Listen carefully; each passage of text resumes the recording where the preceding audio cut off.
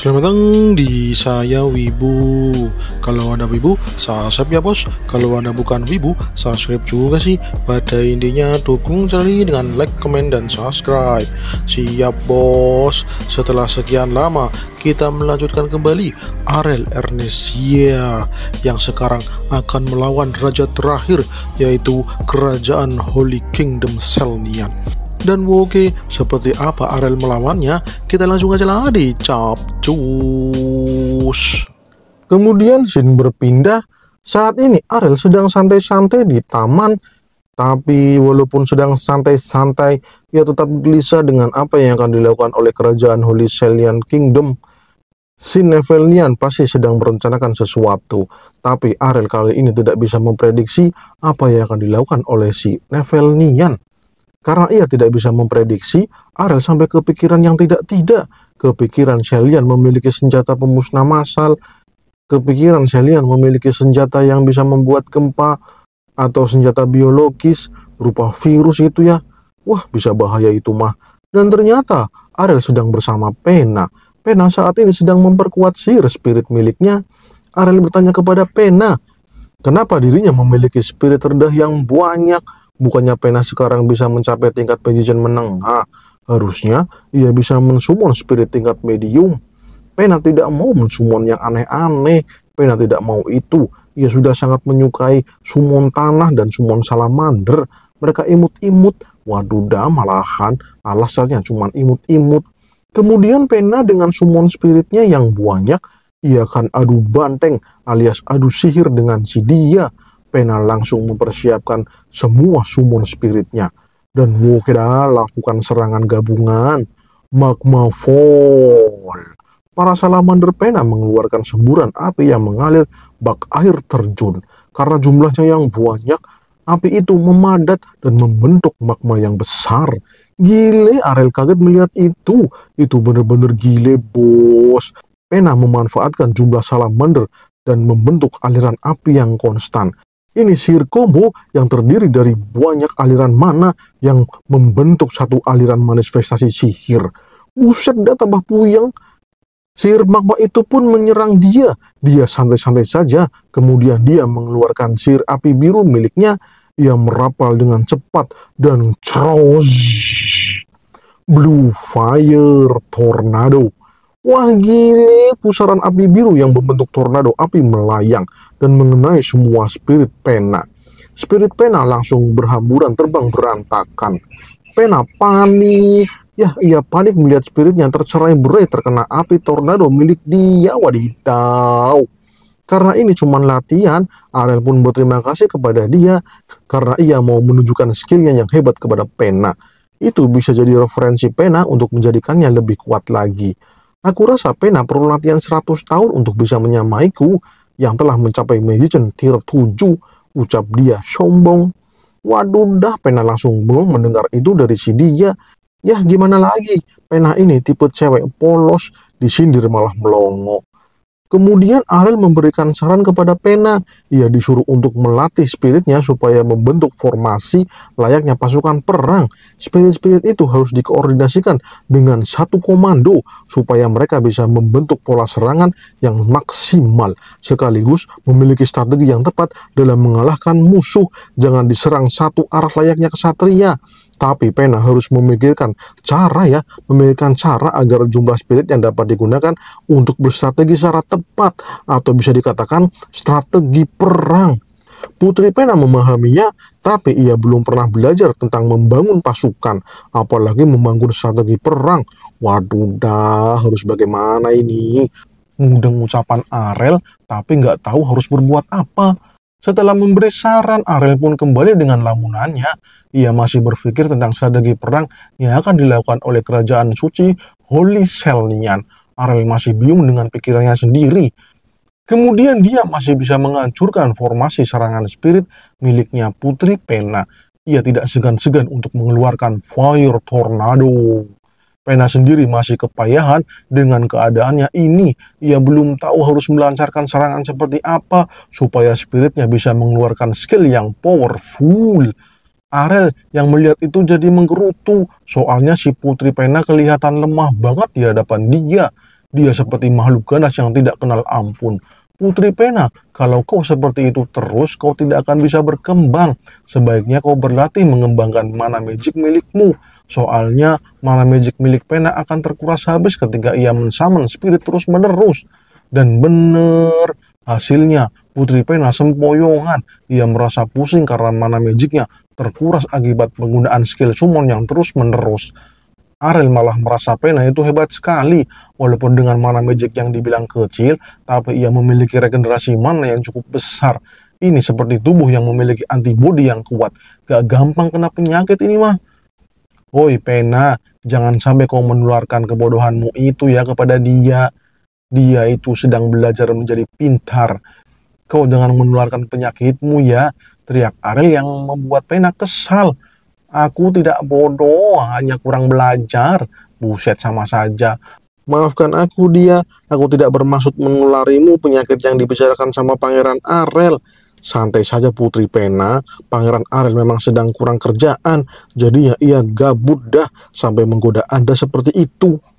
Akan tetapi, Arel menyadari sesuatu. Ia mengatakan kalau Pena menularkan penyakit bodoh, menularkan penyakit. Ya, betul. Menularkan penyakit. Arel langsung bermuka serius. Ia akhirnya menemukan jawaban. Penyakit menular. Mungkin itu yang akan digunakan oleh kerajaan Holy Selnian. Arel pun langsung meluncur pergi meninggalkan Pena dan dia. Pena bertanya, kenapa Arel buru-buru? Ia mau kemana? Arel menjawab kalau ia kelupaan sesuatu. Ia mau mengeceknya. Pena disuruh latihan terus sama si dia. Jangan santai-santai. Kemudian Arel pergi menuju ruang administrasi kerajaan. Ia meminta penjaga ruang administrasi untuk memberikannya catatan tentang peperangan kerajaan Holy Selnian, terutama kerajaan Ernesia saat masih utuh, belum terpecah menjadi kerajaan Merman dan Ernesia. Dan oke dah, catatan pun diberikan. Arel pun mencari catatan lainnya. Ia memastikan dulu terkait serangan yang dilakukan oleh kerajaan Holy Selnian. Pasti suatu kerajaan pernah berperang melawan Holy Selnian. Dan pasti ada senjata rahasia yang dikeluarkan oleh Holy Selnian. Dan setelah dicari dari pagi sampai sore, Arel menemukan beberapa catatan penting. Akan tetapi capek banget dah. Kenapa ada banyak banget catatannya? Waduh, capek banget ini. Sampai malam lagi. Arel membaca laporan peperangan yang dilakukan oleh Holy Selnian sampai malam datang. Dari hasil investigasi Arel, dalam beberapa peperangan, kerajaan Holy Selnian memenangkan perang dengan cara yang aneh, yaitu memikat hati warga dari kerajaan yang diperangi, dan akhirnya warga dari kerajaan tersebut membelot. Bahkan sampai ada keluarga bangsawan yang rela mengkhianati kerajaannya hanya karena ia terpikat oleh bujuk rayu kerajaan Holy Selnian. Dan bujuk rayu itu adalah penyakit yang melanda kerajaan tersebut ketika perang terjadi. Masyarakat kerajaan itu kewalahan karena tidak memiliki obat dan kerajaan mengabaikannya. Karena mereka sedang berperang melawan Holy Selnian gitu ya. Dan akhirnya bak digerogoti penyakit dari dalam. Kerajaan tersebut pun hancur. Kalah karena diserang dari pasukan Holy Selnian dan kalah karena terjangkit penyakit menular. Buset dah, ternyata dulu bangsawan yang berkhianat dan mendirikan kerajaan adalah bangsawan Merman. Dan ia mendirikan kerajaan Merman. Waduh, dan ternyata bangsawan yang rakyatnya pada KO karena terserang penyakit menular adalah masyarakatnya kerajaan Merman. Dan ketika itu, mereka ingin Ernesia membantu mengatasi masalah itu. Tapi saat itu kan Ernesia sedang melawan Holy Selnian ya. Jadinya bangsawan-bangsawan itu membelot. Dan mereka bergabung dengan kerajaan Holy Selnian dan memisahkan diri menjadi kerajaan Merman. Wah, bener-bener strategi jitu. Ya, strategi jitu untuk memusnahkan sebuah kerajaan. Arel mulai waspada dengan apa yang akan dilakukan oleh kerajaan Holy Selnian. Ia harus melakukan langkahnya mulai dari sekarang karena ia telah tahu apa yang akan dilakukan oleh kerajaan Holy Selnian. Kemudian Arel mulai membuat obat untuk mengatasi penyakit menular yang kemungkinan akan dijadikan senjata oleh kerajaan Holy Selnian. Dan dia saat ini sedang mempelajari sihir suci dengan formula yang dibuat oleh Arel. Dia cepat belajar, jadinya dia bisa menguasai sihir suci yang diajarkan oleh Arel dengan mudah. Ariel sendiri sekarang sedang mengecek alat transportasi baru yang sudah ia pesan beberapa bulan yang lalu.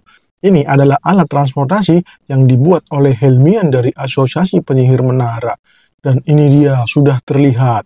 Sebuah kapal yang akan menjadi alat transportasi Ariel dalam mengarungi benua Estolania. Asha dan Sienna yang diajak untuk uji coba merasa takjub. Ini gede banget. Lebih besar dari kapal barang yang ada di pelabuhan Ernesia. Wah, luar biasa gede ini mah. Tapi Ariel merasa ini kurang besar. Ia seharusnya mendapatkan kapal yang lebih besar dari ini. Ya, mungkin karena bahan bakunya yaitu kayu dan besi yang saat ini sedang dibatasi. Sepertinya akan sulit untuk membangun kapal yang lebih besar lagi dari ini. Dan saat ini Ariel berada di pelabuhan perdagangan kota Perlan dari kerajaan Ernesia gitu ya. Kota ini adalah jembatan penghubung antar pedagang. Jadi kota ini sangat penting bagi Ernesia dan Sienna sekarang terus-menerus takjub gitu. Ia berkali-kali mengatakan, wow keren, wow dahsyat, wow wow wow wow luar biasa. Ini di luar akal manusia. Buset dah, sampai segitunya Ariel jadi memahami kehidupan yang dialami oleh Sienna yang selalu berada di pedalaman hutan. Ia mungkin baru pertama kali berada di perairan, jadinya ia kegirangan itu dah. Cepatlah naik kapal itu, jangan melongo terus, ucap Ariel kepada dua pengawalnya. Selamat datang di kapal yang dibuat oleh Fahlia dan juga Menara Sihir. Kapal legendaris pertama di benua mainland yang diberi nama Panzer 01. Panzer 01, mantap, namanya keren banget. Luar biasa Pangeran Ariel. Ini adalah kapal yang diperjuangkan oleh Aken si Dwarf. Saat ini, dia adalah pandai besi terbaik di Ernesia. Ancung jempol dah untuk si Aken, bener-bener si Master Dwarf itu mah. Kemudian Sienna bertanya, bagaimana cara menggerakkan kapal ini? Apa perlu didayung? Buset, malah didayung. Bisa-bisa jadi pada almarhum itu yang mendayung. Kapal besi segede ini mana mungkin bisa didayung. Ketika Ariel mau menjelaskan cara bergeraknya Panzer 01, tiba-tiba lingkaran mana bersinar terang. Itu lingkaran mana teleportasi. Sepertinya itu milik Helmian, si ketua menara sihir gitu ya. Dan ini dia orangnya, si Helmian. Ia langsung nongol dan langsung menjelaskan kalau kapal ini digerakkan dengan sihir. Sihir? Ya betul, sihir yang dipadukan dengan gerigi besi yang rumit, ucap Helmian yang kegirangan. Hei bro Helmian, kenapa Anda malah kemari? Bukannya Anda harus menyelidiki tentang duit penyihir kegelapan, malahan main ke sini. Santai aja bro, untuk urusan itu mah sudah beres. Aku kesini mau melihat mesin turbin yang dapat menggerakkan kapal besar ini. Aku jadi penasaran melihatnya bekerja. Wah, ternyata Ariel menggerakkan kapal ini dengan mesin turbin yang akan memutar baling-baling kapal. Dan itu dibuat sesuai kecepatan yang diinginkan. Dan mesin turbin itu dialiri mana sihir yang sangat kuat dan bertahan lama sampai 1 minggu. Setelah itu, para penyihir akan datang untuk memberikan energi sihirnya. Ya, dicas lagi gitu ya. Dan wow, semua sudah beres. Saatnya uji coba. Langsunglah berangkat. Kemudian scene diperlihatkan ada seorang nelayan yang sedang mancing. Tapi ia merasakan ada sesuatu yang bergerak mendekat ke arahnya. Dan ternyata itu kapal Panzer 01, wadidaw. Buset dah, gede banget. Ternyata itu kapal tongkang, wala. Besarnya. Si nelayan langsung panik itu dah. Kemudian terlihat Asha sedang mengalami mabuk laut. Ia tidak pernah naik kapal sebelumnya, jadinya ia mabuk laut. Ariel pun memijat punggung Asha biar ia keluar tuh makanan dalam lambungnya. Biar lega gitu ya, tapi udah telat, udah keluar semua. Waduh dah, cuman ada air doang ini isi lambungnya si Asha. Asha jadi teringat cerita kakeknya yang bertualang dari lautan ketika ia sedang bersemangat untuk menghadapi lautan.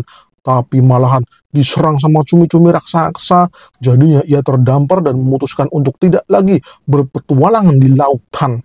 Kayaknya keluarga Panil memang tidak cocok berada di lautan. Bikin mual. Kalau begitu, kau berdiri saja di tepi kapal. Kau lihat pemandangan di lautan. Jadinya kau bisa fokus dengan mabuk lautmu itu. Wah beneran, Asya pun mencobanya. Ia memandangi lautan biru yang berkilauan di siang hari. Ia juga melihat Sienna yang dari tadi cengar-cengir melihat kehebatan Panzer 01. Mantap bener ini dah kapal. Helmian yang sedang ada di kapal juga merasa hebat banget. Kapal sebesar ini bisa berlaut di tengah samudra. Kalau seperti ini, perusahaan pengangkutan bakalan pada bangkrut semua ini mah. Kalah saing sama Arel. Soalnya, satu kapal panzer bisa memuat 1.000 ton barang. Ini seperti mengangkut 10 kapal barang di pelabuhan Pelnian. Helmian merasa ini luar biasa, apalagi Arel menginginkan 3 kapal seperti ini lagi. Hei, bukan 3 kapal lagi. Buset dah, harusnya 10. Waduh, malahan 10. Buset. Bisa pada almarhum ini penyihir gue, bang. Kemudian Sienna melihat sesuatu yang aneh di depan kapal. Ia langsung melaporkannya kepada Pangeran Arel. Dan itu dia benda aneh yang dilihat oleh Sienna. Itu Kraken, gurita raksasa yang besarnya seperti kapal barang yang terbuat dari kayu. Asya panik luar biasa. Ia merasa trauma. Arel langsung meneropong dan ia mengatakan, ini adalah kesempatan. Helmian juga sama, ia senang sekali melihat ada tantangan, saatnya untuk memperlihatkan kehebatan Panzer 01.